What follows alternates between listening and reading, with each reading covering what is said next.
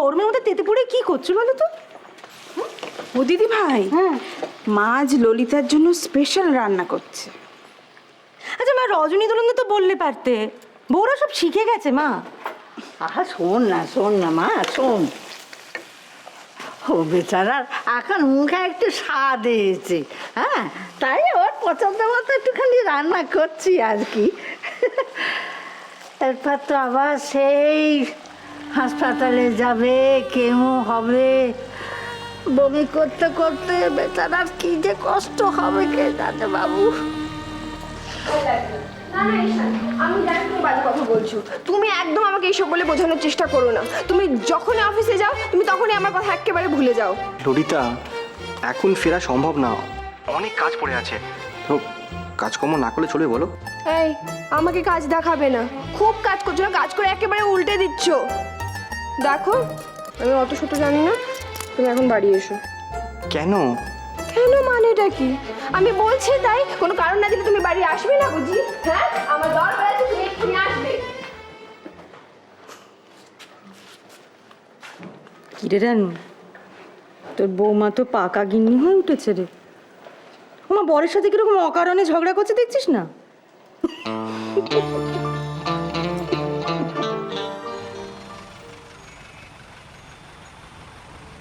ললিতার next chemotherapy কিন্তু কালকেই।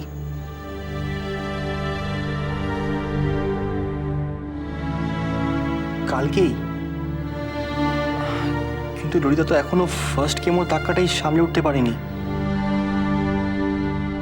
একটু আধটু সাইড ইফেক্ট তো হবেই, কিন্তু আলটিমেটলি ললিতা সুস্থ হয়ে উঠবে।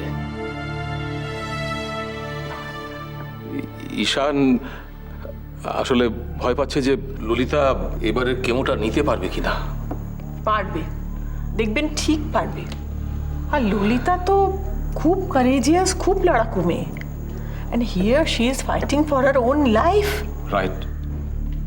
অ্যাকচুয়ালি একটা জিনিস আমরা লক্ষ্য করেছি, এরকম ক্রাইসিসের সময় বেশিরভাগ পেশেন্টের ফিজিক্যাল এবং মেন্টাল স্ট্রেংথ তাদের আত্মীয় স্বজনের চেয়ে অনেক বেড়ে যায়। সুতরাং চিন্তার কোনো কারণ নেই। কিন্তু ললিতার কষ্ট যে দিনকে দিন বেড়ে যাচ্ছে,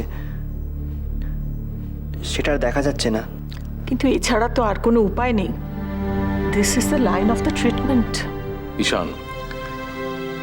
ঈশান ওকে বাঁচানোর জন্য এইটুকু কষ্ট তো কিছুই না, এটা আমাদের সহ্য করতে হবে। ঈশান, তোমার কনসেন্ট ছাড়া কিন্তু আমরা এক পাও এগোতে পারবো না।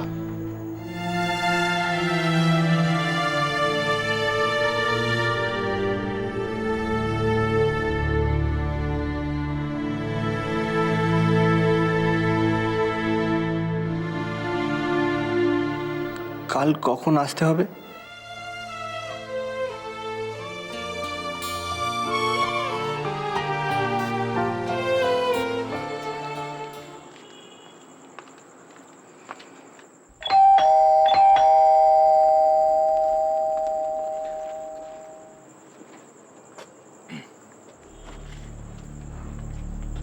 কে কে আপনি এখানে কি করছেন? আচ্ছা, আপনি আমাকে ফলো করতে করতে এলেন না তো? না না, আমি আপনাকে ফলো করব কেন? আমি তো কি আমি করে যাচ্ছেন? যা বলা তাড়াতাড়ি বলুন। আচ্ছা, আপনাদের বাড়িতে কি সবাই এরকম রাগী? একটু আগে একজন ভদ্রমহিলা বেরিয়ে... হাউ ডেয়ার ইউ! কি মতলবে আপনি এখানে এসেছেন? আমি আপনার বাবার সাথে দেখা করতে চাই। বাবার সাথে? তো বাবার সাথে দেখা করতে এসে বেল না বাজিয়ে এখানে দাঁড়িয়ে কি করছেন? না, আমি বেল বাজিয়েছিলাম, কিন্তু ভেতর থেকে একজন ভদ্রমহিলা বেরিয়ে খুব বকাবকি করে দরজাটা বন্ধ করে দিলেন।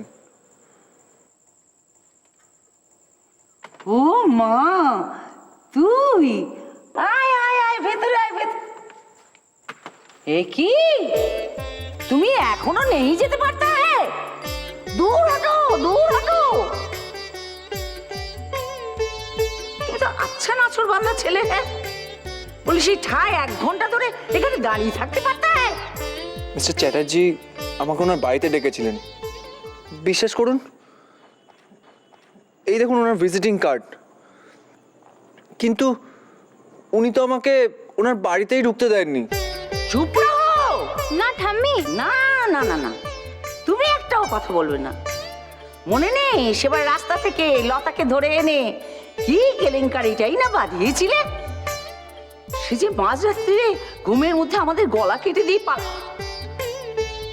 কোথাকার কি একটা অচেনা অজানা উটকো পাটকা লোক রাস্তাতে। আর কি ভরসা আছে যে জয়ন্তকে আসতে বলেছে? হ্যাঁ ঠিক আছে, তো রাখছি এখন। আরে তুমি এসে গেছো, ভেরি গুড ভেরি গুড। দাঁড়িয়ে কেন, চলে যাচ্ছিল নাকি? আসলে আমি সো সরি, খুব দেরি হয়ে গেছে। এসো এসো এসো, ভেতরে এসো ভেতরে এসো।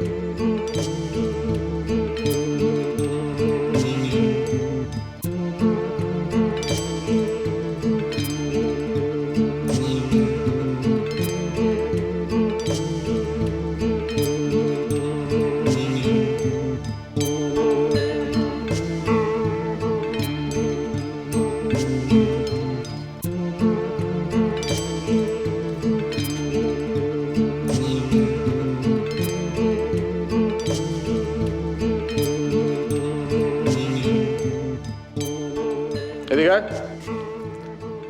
তোর কি ওকে দেখে চোছাচোর মনে হলো? তোরা ওকে দাঁড় করে দেখলি বাড়ির বাইরে 1 ঘন্টার উপরে? আমি কোথায়? আমি কোথায়? শোনো বাবা, তুমি কিছু মনে করো না। এই বাড়িতে আমরা সবাই একটু পাগল পাগল আছি আর কি। কি কি বললি জয়ন্ত? আমরা বাড়ি শুদ্ধ সবাই পাগল? দূর, ও তো কথার কথা বললাম, ছাড়ো না। হ্যাঁ, ও খুব বুদ্ধিমান ছেলে, বুঝলি? ওর যা গুণবরণ আমি খবর পেয়ে চলে গেল। কথাটা বলছি, বললাম না সকালে একটু কিরম কিরম আছে বাড়িতে। যাকে, তুমি কালকে জয়েন করছো অফিসে, ঠিক? আচ্ছা, আরেকটা কি বলছিলাম, হ্যাঁ, তোমার থাকা জায়গা ঠিক হয়েছে? হ্যাঁ স্যার। হয়ে গেছে?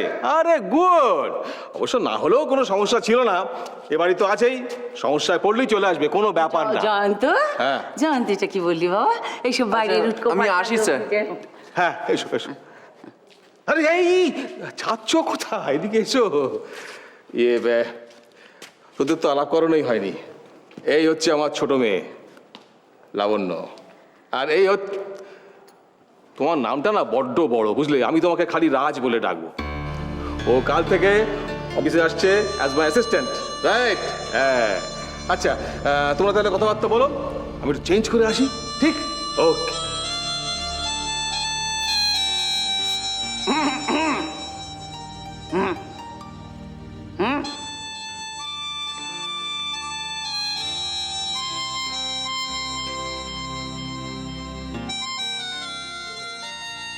আমার নাম রাজরূপ রায়, সবাই আমাকে রূপ বলেই ডাকে।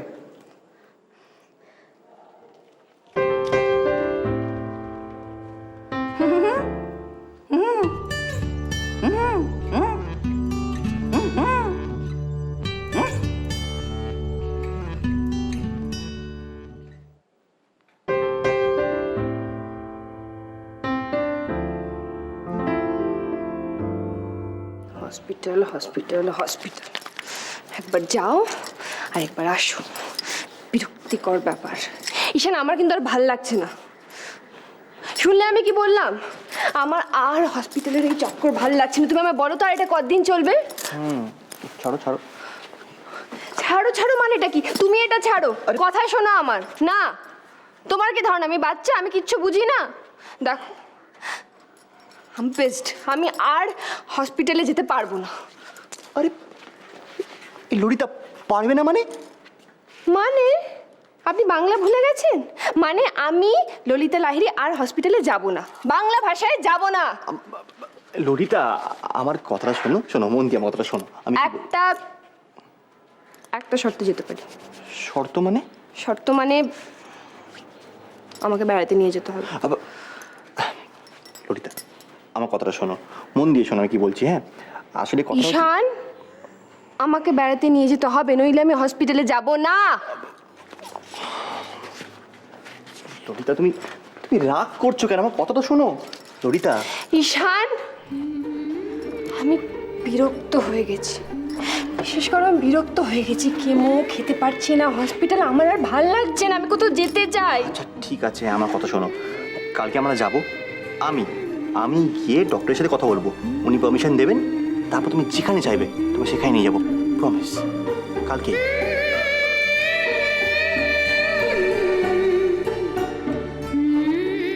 ললিতা। ঈশান, আমি জানি তুমি মনে মনে কি ভাবছো। তুমি ভাবছো না আমি মরে গেলে তুমি আরেকটা বিয়ে করবে?